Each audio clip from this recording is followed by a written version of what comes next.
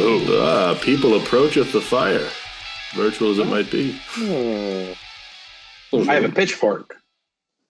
I don't. Is it But I that put kind this of away, fire? or The welcoming fire. It is. I'll put this away, sir. We get Yes. pitchforks. We're allowed to have pitchforks. No, I snuck mine in. I'm not I think it's fair. responsible enough to have one. Definitely not. Right. I mean, I'm surprised Kimmy lets me use the shears and the lawnmower. Really, honestly. So All we right, do have a so- chainsaw, and I'm excited for that because it's on a stick. Two things are Ooh. clear from this, guys. One, we all can only be trusted with safety pitchforks, not Mhm. the real thing. Yes. And two, our listeners have once again stumbled into another episode of Always Strikes Last Late Edition, which is most editions. Mhm, mhm. Bing bong. Happy you're here.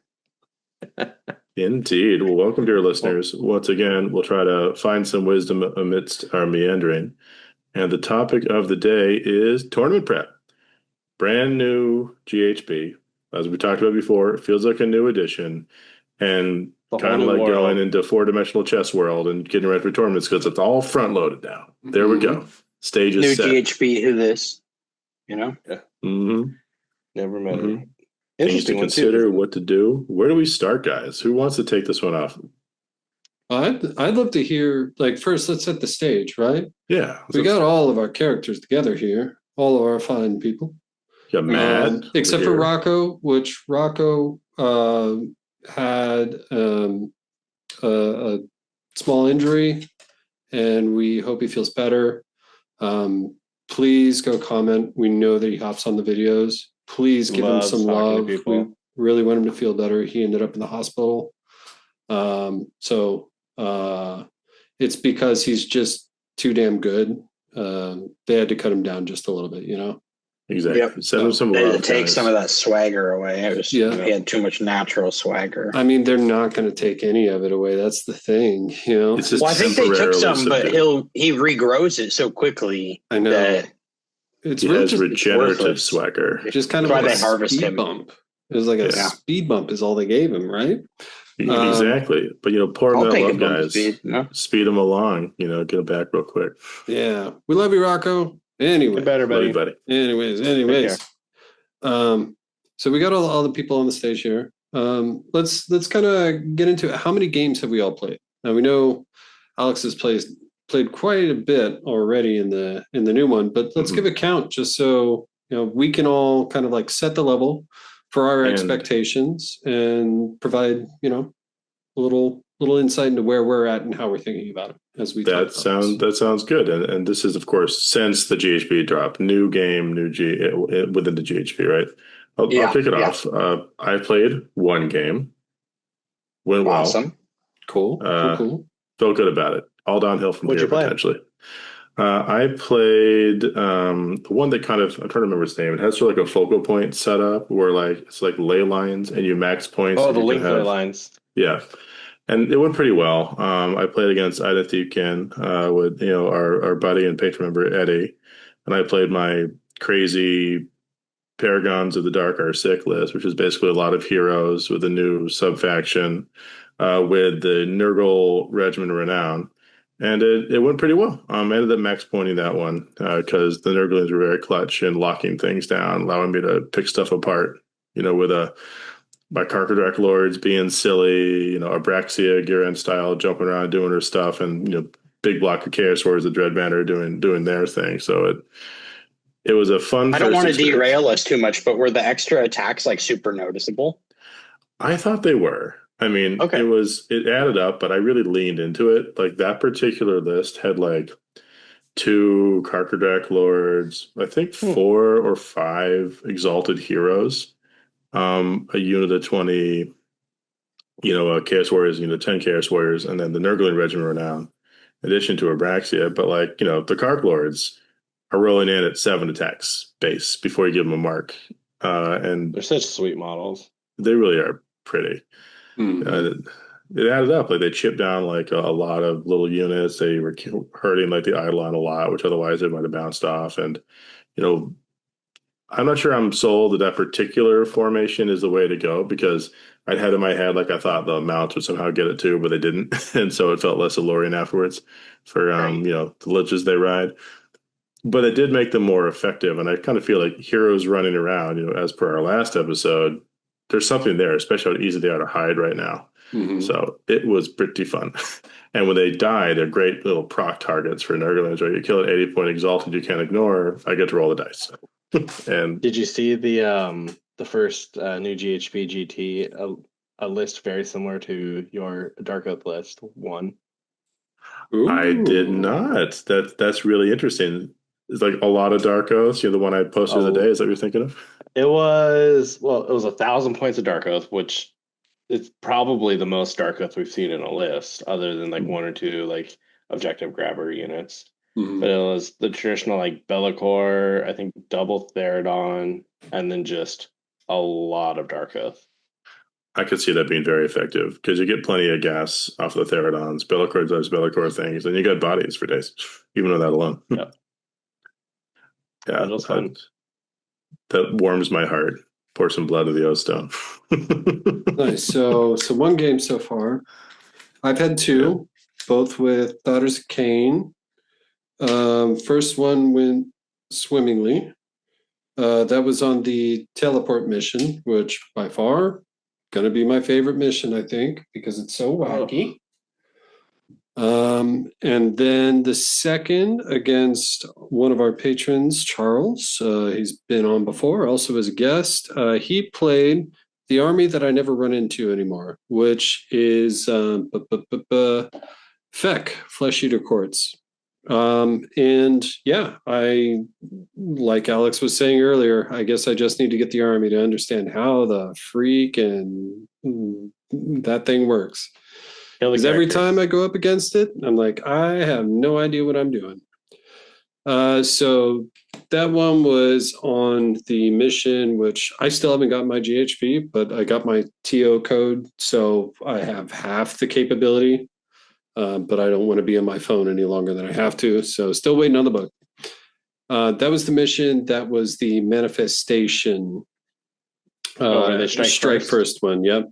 And I don't want to blame a dice game for being a dice game, but I got the manifestation out on the turn that I got tabled. So it was one of those games. And Charles being Charles, he's gunning for that golden ticket this edition. He's getting better and better every year, and this is just like stepping up. Nice. So very good game, 1-1 in the new edition. But again, only 2 games on my side. I'm only 4 games deep. I did 3 at the RTT, like in that tournament setting, which was really awesome. Like having 3 consecutive games back to back gives you so much valuable information on that list. If you break them up over a period of time, it's still good, of course, but it's just a little bit of a different atmosphere. You don't get immediate results, but nevertheless. And then I played 1 game since with the same list, but I'm about to gear up to do a lot more practice games here shortly because I had a little RTT tournament start for Moss Dog's channel. Shout out to Moss Dog. He's awesome. He's got good content about destruction armies. And then Release the Beast, a teams event that I've done in the past. I'm playing with a different team this year with Team Serbia.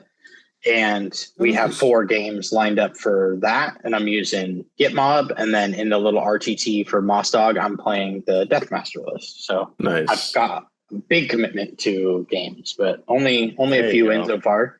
I really like it. It's been fun. I'm playing like weird janky stuff as always, so it's always fun for me. I'm just like smiling and like giggling the whole time. But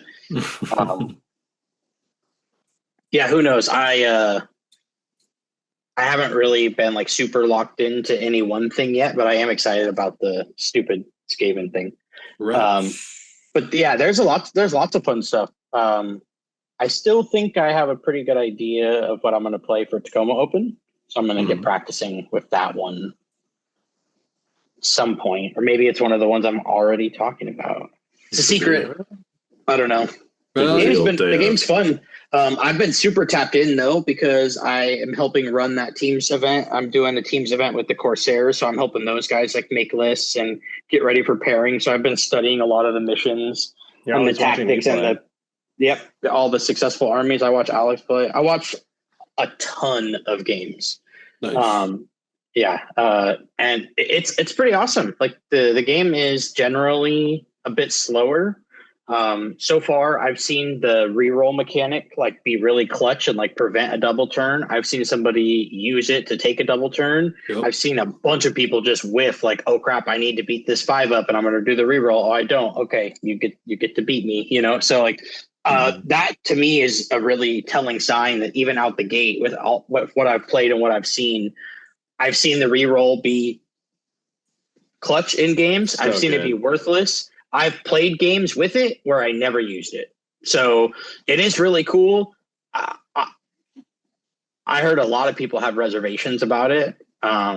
Really? I think it's really awesome. Yeah. I mean, I'd love it. I'm 1-1.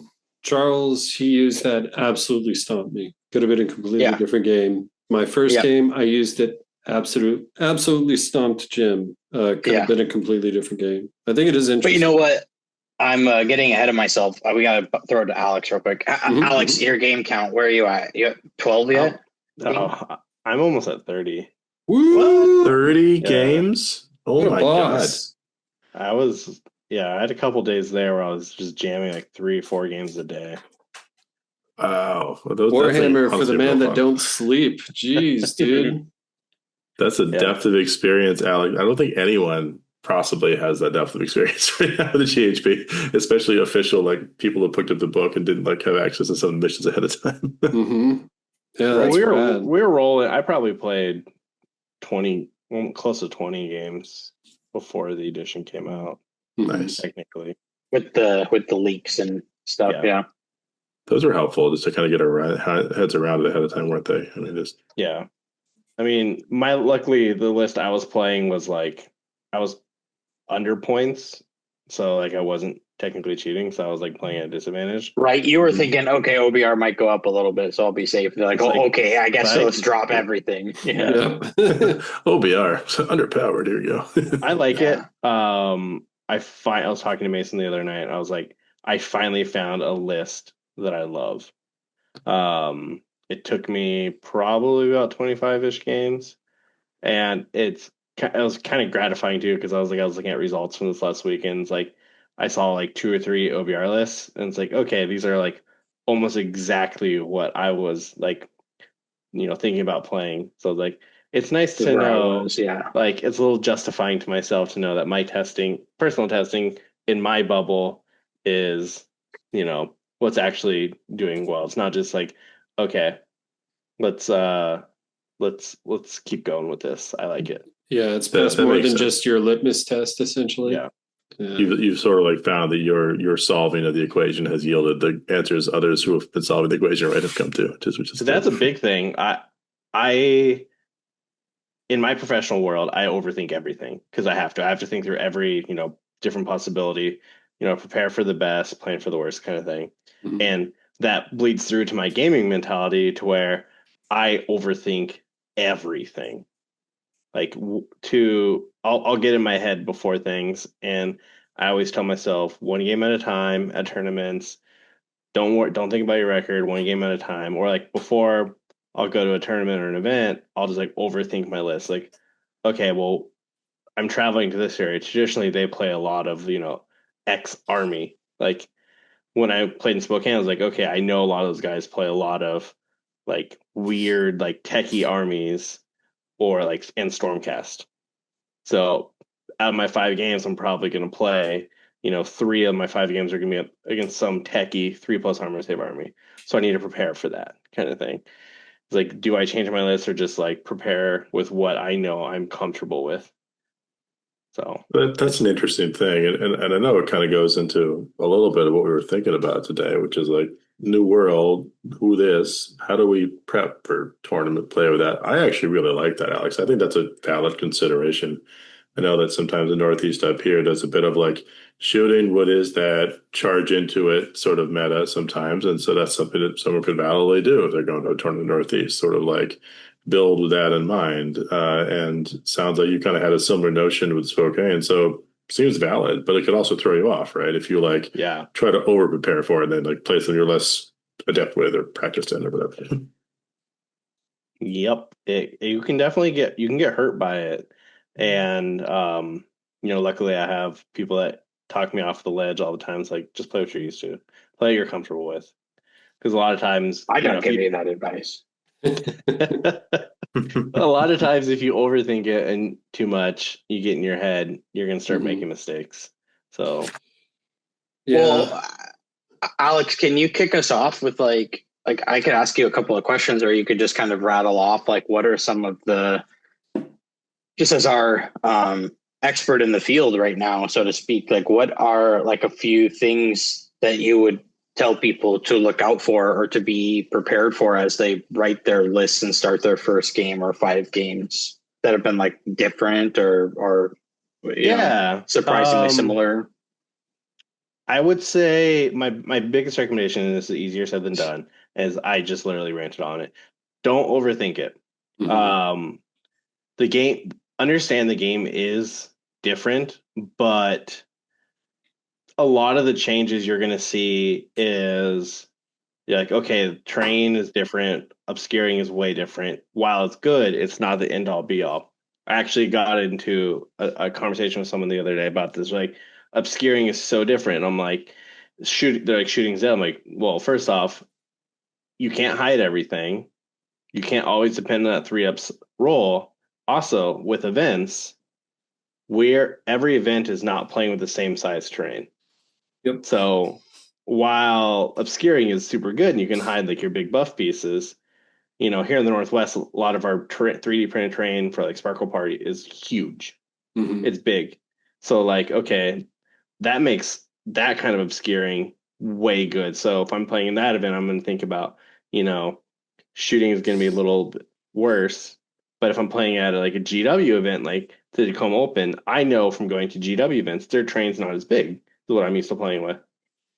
So I could take into fact that if I want to play shooting, it's not, the biggest deal.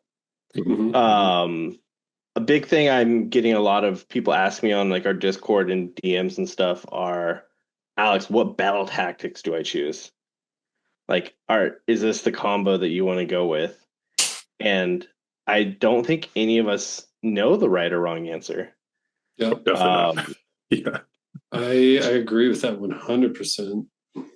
And I was talking to someone last night, and he's just like, I'm real nervous to come open. This is the kind of list I want to play. I was like, well, first off, did you build this list with your tactics in mind? And he said no. And I said, why not? And he's like, oh, well, this is kind of just what I want to play. I was like, well, yeah, that's fine if you want a goal set for yourself. But if your goal is like do really good and kind of like push, your level, like you really should be starting with your tactics. This is the tactic. This is the army I'm going to play, and then I'm going to build out from there. I was like, you're probably not going to score 5 or 6 most games. So like, how are you going to play the primary? How are you going to do your tactics? And also, if you feel more comfortable playing one, like one of the tactics, say for instance, intercept and recover. If you feel more comfortable playing that, and that's where a lot of your testing games come in, play it, because a lot of people are going to this tournament probably with 10 games of the new edition. I So think that's maybe, yeah, maybe more or less. if that. That's still pretty good for someone rolling into Tacoma Open even at that So point. if you're more comfortable playing what you're testing with versus something else, which some people you might see on some forums be different, that may not necessarily make it better for you. Yeah, and to that point, it may be like if you see a net list that's doing really well and you just pull that last minute, how are you going to understand how that's doing really well, right? Go and look at the Yeah. tactics, look at why it's built. Um, yeah, that makes 100% sense. Yeah. And I think, It, oh, go ahead, go ahead. I don't know. I just kind of going to agree with that. I think that there's something really true there. I did something similar in a different context to a journalist, like a work thing today. But it's like being comfortable in the saddle is the most important thing. Like if Oh you are yeah. really good and practice with the thing you are doing, you can make okay choice a great result versus taking a slightly better choice so you can fumble because you don't have that familiarity and or comfort. Yeah. It's very true. And I think one of the things now I actually it's kind of funny because I did the opposite. Now I haven't had that many games, nowhere near as many games as you under my belt, obviously, as we just said. But like I took a list that I thought would do fairly well, and then on the two battle tactics cards that I chose, I thought or I looked at how much I could do on my first game, looked to see if I could replicate that on my second to kind of back test it and had ideas in mind for how to change that list and keep the core way that I wanted to play. And then now, with at least two tests in, a 1-and-1, I can make the changes to the list using the same battle tactics, meaning I don't have control over my opponent's army and I don't have control over the mission, but I now have control over my knowledge of the battle tactics and the changes to my list that have now pushed me in what I think is a more positive way of attaining the battle tactics, right? So That makes sense. Can I ask you guys a question then? Yeah. One thing that I've always been a big proponent of was like a roadmap. We've talked about it tons of episodes on here, and building out. And I've said tons of times, I want to set it up like Solitaire, right? Like I want my first turn or two to be practiced and rehearsed and, adapt, of course, if you need to, but have a really rough idea of what I want to do for my first turn tactics from my early game, what have you. Do you guys think that now with this new way we're talking about building tactics into the list and like building that dynamic in unison, is it like better than ever then to try to like get that 100%. opening to be Yeah. Solitaire now? Yeah. So I'm gonna. So I think it really depends on your play style first, right? So if you are like, we have a couple of different play styles in this room right here, right? Like Mason, you love board control. You don't even necessarily care about combat half the time, right? Combat's just like a fun little thing. Alex, you Yeah. love crushing your enemies and sipping the tears and lamentation, et cetera, et cetera, et cetera. Jack, you have this thing that you have made into this monstrous like assemblage of cogs that somehow just out of nowhere surprises the shit out of your opponent, right? I That's like my favorite to thing. I like to move as fast as I can and play 5 turns, right? So like play styles, I think will really account into it almost just as much as the battle tactics that you have chosen because you're naturally going to gravitate towards those at least early on, right? What are the ones that are easiest to wrap your mind around? The one thing that was really apparent to me was like, okay, so I was, especially after the second game, where I knew I was going up against like a much more seasoned opponent, somebody who brought the A game competitive list, right? I was like, okay, so the last test that I had on this, I know what I want to achieve. I'm in a completely different scenario. I can't plan for the mission, but I can plan for the battle tactics, right? But I can also plan for what I think I'm going to do to achieve those battle tactics, regardless of the mission, right? So I think like the plan now is really interesting because you can be more responsive and a little bit more fluid than saying, like we were talking about in the earlier episode. Now I don't have to worry about those 2 units that I want to have seize the center. Now I don't have to worry about this unit that I want to do that. I want to Depending on your start. tactic card. Yep. But I mean, you still have seize the center, and that can be a way that you start it. But you can also say, okay, I don't know what mission I'm on. I don't know what my opponent is. maybe that seize the center won't happen until third turn, and then I have straight run, right?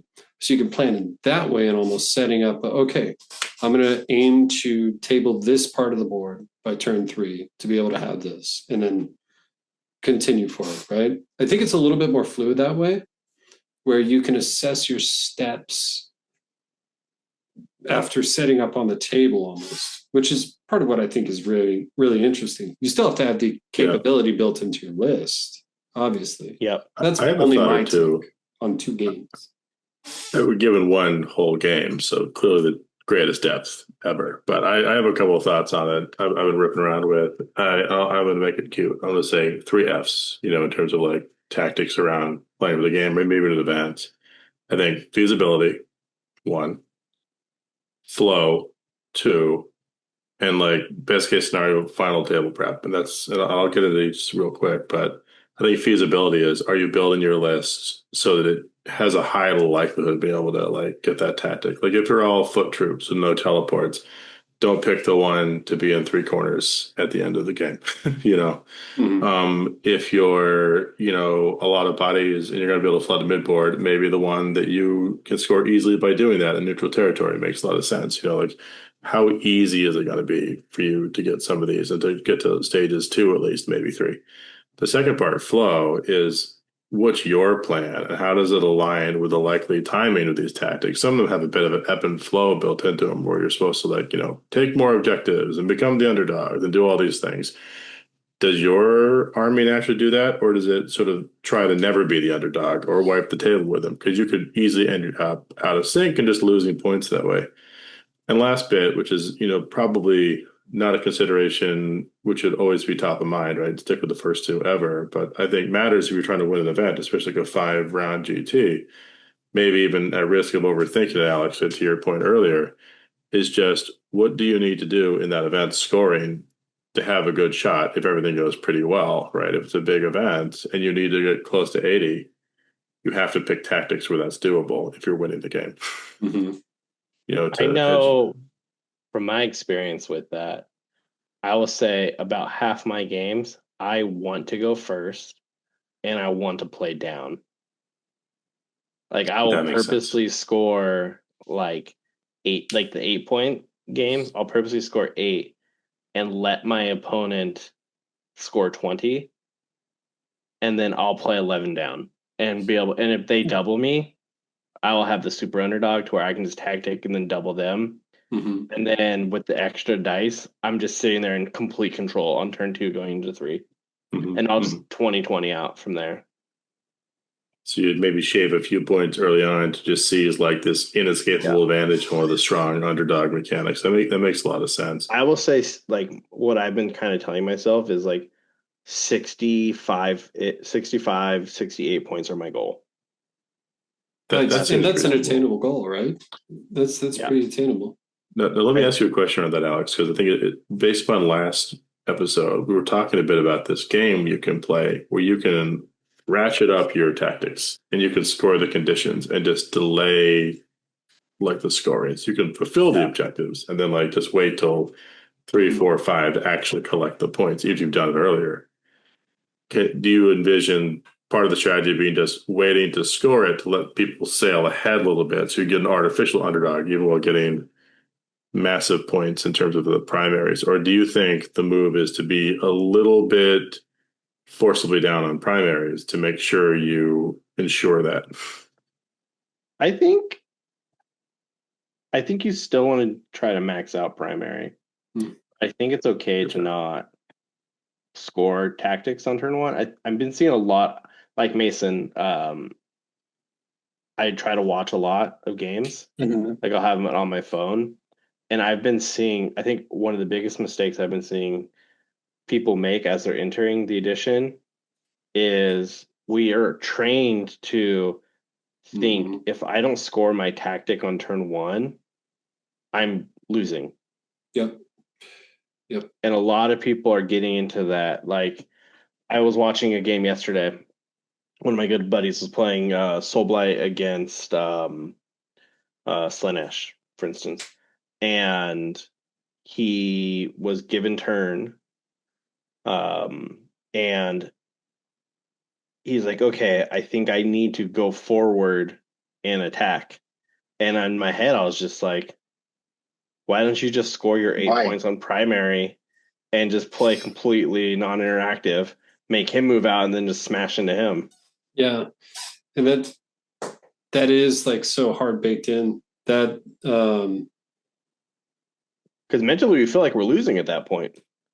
Well, even it's so true. At that point too, like you can push ahead and own the objectives and still be down, right? As long as you have the ability to redeploy off one, say let them have it, right? And if they don't take the bait, then you're still winning on points and they don't have those objectives, right? So like that's very much to Mason's question, like something that you can plan to do for sure. It's interesting how fluid it can be though, right? Because it's also army like matchup dependent. Like if our prediction of like a bunch of hordes return, it's going to be a lot harder for some of those lists out there to kind of like chew through to build back to like board control. But then again, that's a choice that I think you have to make in game. I think we're going to see traditional screens return. Yeah, I hope so. I love screens. This is a good thing. Mm-hmm. One consideration I think we should maybe add into the mix, especially when it comes to like playing around the points in the Underdog, is I feel like we could probably rank all the missions in terms of how much do I care about the Underdog mechanic in that particular mission in terms of how impactful it is. Like, I guess, example being like the manifestation one, where like the manifestations are slightly stronger. Like that's not as game breaking as like Paths of the Fae, where you can stun lock your opponent and put them across the board in some weird place. I mean, Paths of the Fae is literally like game changing anytime somebody has access to it, right? Whereas the manifestation, I know we're talking. Oh, go ahead, Mason. You got it. I was say I know that we're talking about prep and stuff, but yeah, I think missions are actually like a huge proponent to armies and lists and tactics that you might want to play, right? Like it has some pretty big implications. It kind of weirdly enough makes me want to see tournaments go no advanced intel on the mission pack, right? So you truly have to trust your army pick and your tactics and just hope that you're going to be able to figure it out and pull it off. Like lock that in, no information, do it, right? And I've been such a huge stan of tell us the missions and build to the pack, right? Like if we're gonna have the information, do it. But I'm gonna stand for don't give it to me, but I'm gonna look at it if you you have the perfect moment right there, Mason, where we have to announce. So we talked about this before, that the next event that we're going to run, instead of a slow roll G or RTT, it's going to be a slow roll GT. And it is going to be a Fortune's Favor GT, where we are going to randomly generate the mission at the beginning of each round. And I'm going to use the opportunity because I think I forgot to do it in the breakdown of Iron Cage, but you totally robbed Alex Gonzalez, of his list he wanted to play with the. He came up to me a little bit later. He was like, man, I really wanted to change my list up. I didn't see that anybody had it out there. It was going to be fun. It was a small call out, a little bit of a fist bump to Gonzalez. Too funny. He didn't let me forget. So Mason robbing Gonzalez, what's new? Nah, what can you do? It's too good. It's too good. Yeah, circa Tacoma 2024. I do want to see that though, like not being overly pressured as a TO to release missions. Like that would be really awesome, just because people are going to show up. There's going to be a small level of excitement to actually set the board up and just play it, because nobody knows what's going to happen. And I feel like that's a little bit more competitive.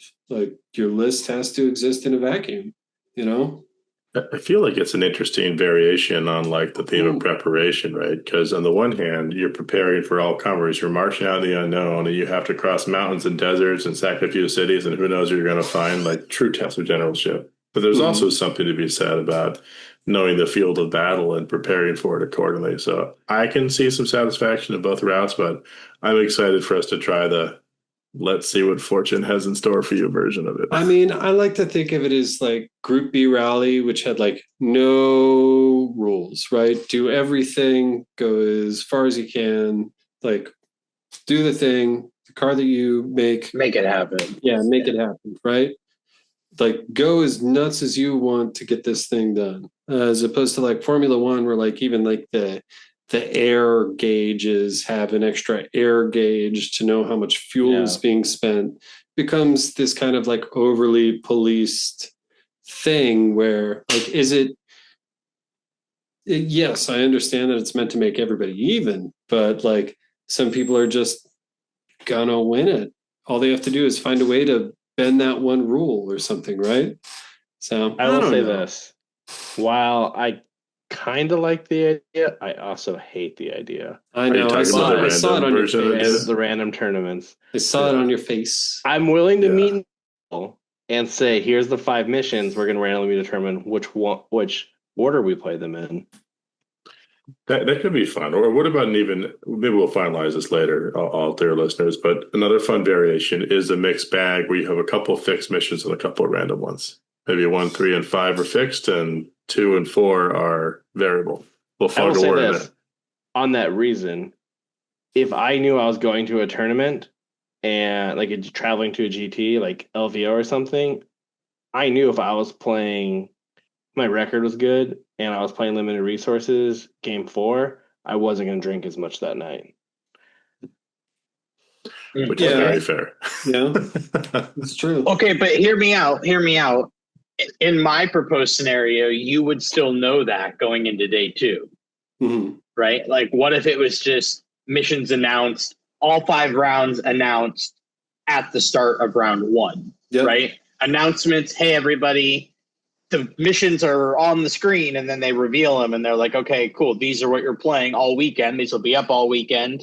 Take a picture of it. Was last year, right? It's the old gamer packet. We hand you your packet. That's what you got because you walked in, day of tournament. There you go. There's all your Staples in the missions. corner. You flip through to look at what you're going to get. I mean, that's fair. You lose it about halfway through and then pray that there's another one around. Right? To be fair to that example, even if it was LVO and they were doing it the painful way that we described, they probably would have announced it after the end of game 3. So you would have been like really excited for that beer at the bar, and then you would have stopped yourself knowing what was in store. That's fair. Mother's guzzers. Yeah. Yeah, I mean, Too funny. What else do you prep, right? I mean, I guess you get a ghost. Everybody, you just got to get Obviously, you get a ghost. Yeah. Obviously, you have to buy the shorts. If you're not wearing the shorts, so you've been trying. Ghost shorts. Also available on our store. True. Those who haven't found it. Yeah. And I don't know what else would you do to prep for this? That's it's so new to me that I don't necessarily know. I'm still in the phase of like, can my lists do what I think they can do in this new thing? And then can I stop myself from using old habits, right? And then can I also remember the accoutrement that comes along with not just the cover thing, but hey, you have -1 save because you all out attacked. How do I force the all out attack? How do I do this, right? It's those little interactions that I know for me, I have to just play more and more games. So like my thing would be just practice, get as many games as you can in. Yeah. I would say read the changes in the GHB a lot. And also make yourself familiar with all the soggy rules. Because you'll see a unit, it's like, oh, is this, I'm going to use that shrine you have sitting on your table back there. Is this the Blood Rack shrine or the soggy Blood Rack shrine? Because the soggy one's really good. Yeah. But that one traditionally is like, okay, I'm not scared of that. The fair thing. Another thing that is really good, and Stark, amazing player, amazing dude, has done this quite a bit lately. He's been doing it for a while, but like he's actually bumped up to like printing it out. Get those little special rules that you know that you're going to forget. Put them in a little card container, right? Like your little Magic the Gathering sleeve. Set them down if it's you or your opponent, so you can remind yourself in game. Like, even if you know your rest, even if it's your first game in, you set those down. If you know there's terrain there, set down the obscuring thing just so you can remember. Set down the all-out attack, all-out defense. Like, that will catch you out of your old habits, which I'm sure we're all still trying to break, except for Alex, who is a madman. Right. You know, habits thoroughly broken. Another thing I think that maybe like a good like final send off is, of course, we always talk about this too, but having good expectations and a good understanding of what your goals are at the tournament, at a tournament like that, whatever that tournament is for you, whether be it Tacoma Open or your next RTT or your first GT or your 50th GT, right? Mm-hmm. Like, have an idea of what you're shooting for, because if you're going to your first tournament in the new edition and you're a player that's generally going 2-3, 3-2, then, set your expectations appropriately and practice the things that are going to make the day smoother for you, right? So practice the clean transitions, practice the missions that seem most fun, right? Like, just practice fundamentals again, because then together you and your opponent will look at the missions and be like, cool, this is what we're doing. And then you'll remember that you're just playing Warhammer, right? Mm-hmm. And that seems like the best advice. The best advice I'm missing. And if you are really practicing and trying to push it and get as many games as you can and go to that tournament and win out the gate, that's where you really need to start refining those things and be very, my piece of advice would be like, be very precise and exact with your movement and why you're moving there, right? Remember that sometimes moving backwards or not moving at all is an action. That's, your pieces don't have to be in motion at all times to get full value out of them. Sometimes inaction is action. So keeping that in mind also, and trying, to get out of bad habits that I see players where I like to use the word tilt, but where you can get down on yourself or you can start to spiral a little bit because the game seems like it's getting out of control. The points jump from 50 max to 80 max means that there will be bigger swings, right? Mm-hmm. So there may be an instance where you look at the scoreboard going into like bottom of 2 or bottom of 3 where you're down by 20 points, but that doesn't mean that you're out of the game, right? So more than ever, I would encourage you to play those games out and fight for every point, because you can score a lot of points in the last 2 rounds. Yeah. Some people are going to score those points early and it's going to look like a massive lead. Some people in the reverse, you're going to think you've got a great lead on and they're going to flip the script on you in turns 4 and 5. So just be aware of that and keep that in mind. Stay in the game, keep your head in the game. Don't tilt, as I say, and, just fight for every point. Never give up. I think that's absolutely sage advice. Well, I interrupt you. I'm sorry. Go ahead. I was completing the quote. Never give up. Never surrender. Yes. You get it. I have a really twee one for our closing thoughts on tournament prep. I want to coin a term for it. Do it. Never leave home without a stone jockey. What is a stone jockey? It's a cheap hero who can manipulate the places of power whenever you want without having to be somewhere else. Perfect. I'm going to bring 15 of them. Yeah. Hey, can you guys, in the interest of prep, just for a final passing thought before we do the final words, if I activate the place of power trying to heal things nearby, I roll the dice and it's a 2-up or a 3-up that it happens, and on a 1, 3-up. I can pick a different place of power. Nope. Mortal wounds. All places of power, right? No, every place of power blows up. All the boom. Or every place of power heals. No. Just the so boom on moves. A 1, violence. 2, nothing. Right. 3+, you pick 1 place of power, or no, all place of power, but it's all units wholly within 6. Yeah, but you'll look 1 damage like ping is like that can be its own fun strategy sometimes, right? Yeah. I think it's going to be dope for my Death Masters. Like, but it's risky, I suppose. But like, I've played several games against small note on that, where people have a bunch of small characters surrounding places of power, and I'll just fish for it. And I've got it like twice, where I'm just like turn 1, it's like I deal 30 mortal wounds to my army and his army. That sounds wonderful. That's the exact chaos I'm here for.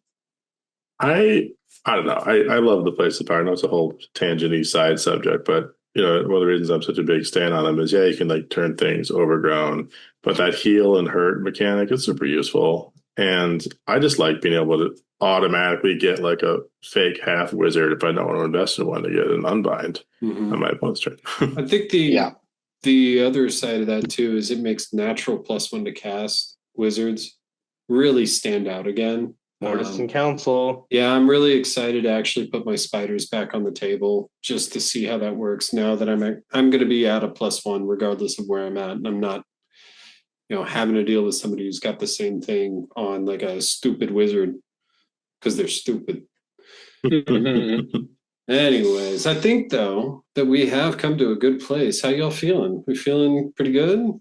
Good? I feel good. Yeah, I think. Hopefully, we said some things people could understand and resonate with, and not just complete nonsense. Because it could be 50-50. I don't remember what I said 5 minutes ago. I mean, early days, so true. That is true. But I'm going to watch it back, and I'm going to comment, and so will you, the listener, and comment and like and subscribe. That's a good strategy. Buy shorts. Yeah, we got Ghost Energy Drink. They're our sponsor. Yeah, unofficial, but also official. Yeah. Exactly. Join the Patreon Discord. Come talk to us about it. Exactly. And Rocco will be on in the outro to say the exact same thing. And he is safe, everyone. He's good. He's doing well. Send all your love in the comments to Rocco, please. Do it for us and for Rocco. Love you, Rocco. Hello, everybody. It is Rocco, your boy, coming at you once again with another Always Strikes Last promo. That's right. Ring that bell. Leave a like, a subscribe. On whatever platform you're listening to us on, be it YouTube, be it Podbean, whatever you got these days, so you can keep up to date. Don't forget, we have the Patreon, if you want to, give us a thank you for all the stuff we put out. That gets you into our member-exclusive Discord. And if you want to be an even bigger supporter, we've got a merch store.